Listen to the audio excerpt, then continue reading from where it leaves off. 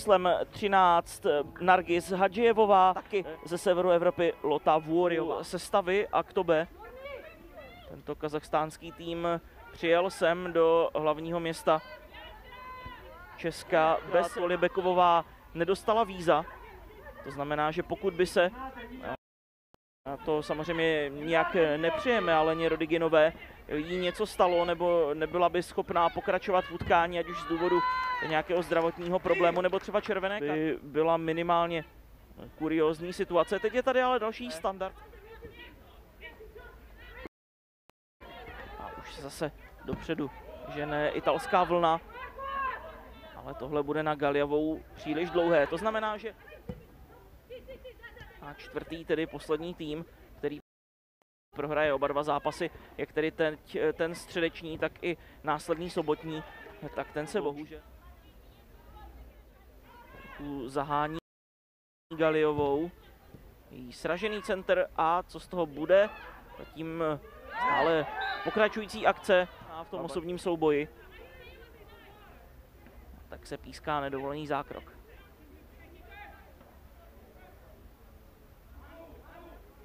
Viděli jste v prostřihu severoirskou rozhodčí Louise Thompsonovou, už jsem tady o ní mluvil, o tom, že právě v Irsku a v severním Irsku se stala vůbec první ženskovském prostředí zase tak dlouho, teď ale pozor na uvolnění Pandíniové, hezky se to teď otevírá pro fotbalistky AS. Baba Žideová se žene za balonem. Nejzkušenější hráčky v kádru kazachstánského celku. Ve 34 letech si dokonce zahrála i 2 zápasy v elitní.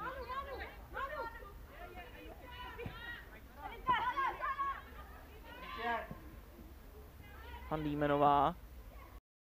Přihávka mezi řady, ale ta bude příliš dlouhá pro Baba Žideovou. Zatím stále tedy bez branek. Hraje se 25. minuta. Samozřejmě nabízí se ta řečnická, ale nevzdává. Až teď se jak to bezdá se. By fotbalistky v červených dresech chtěli slyšet a vidět a dozvědět se. Zmiňoval jsem tady to, že AS Řím, tedy ženský fotbalový tým AS, nesl až do roku 2018 jméno SSD Re Roma. Zároveň jí vítanou příležitostí pro Olivii Lukášovou. Teď ale pozor na nákop, ale opět dobrá defenzivní práce, dokázala zvítězit 2-1 a přiblížit se postupu do 3. předkola Ligy mistryň, ale hlavně později odpoledne, kdy Sparta bude hrát s dánským Nordsjællandem. Taktické změny.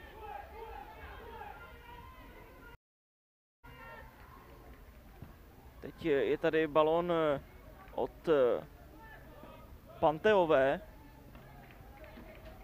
Periferně jsem zaregistroval nějaký pohyb na lavičce Aktobe, takže možná, že dojde k doplnění té soupisky.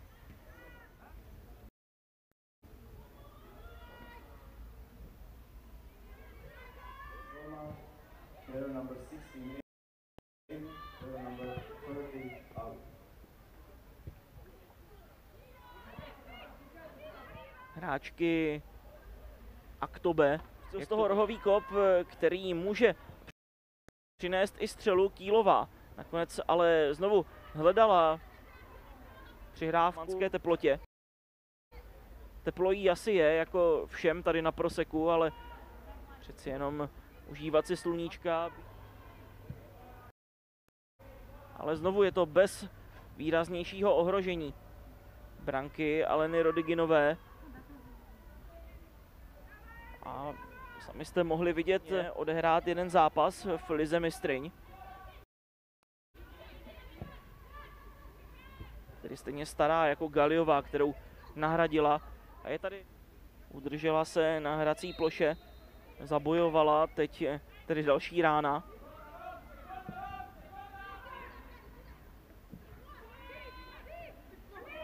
předkole konferenční ligy na trávníku lotyšské ligy. O tom vás budeme informovat ve sportovním zpravodajství. Tak to jsem tedy hrubě neodhadl, ale pojďme zpátky na to, co se děje na hřišti. Lukášová jde ven z branky a podběhla ten centr. No tak českou reprezentaci už relativně brzy čeká barážové utkání v Lize národů. Tak si přejeme, aby...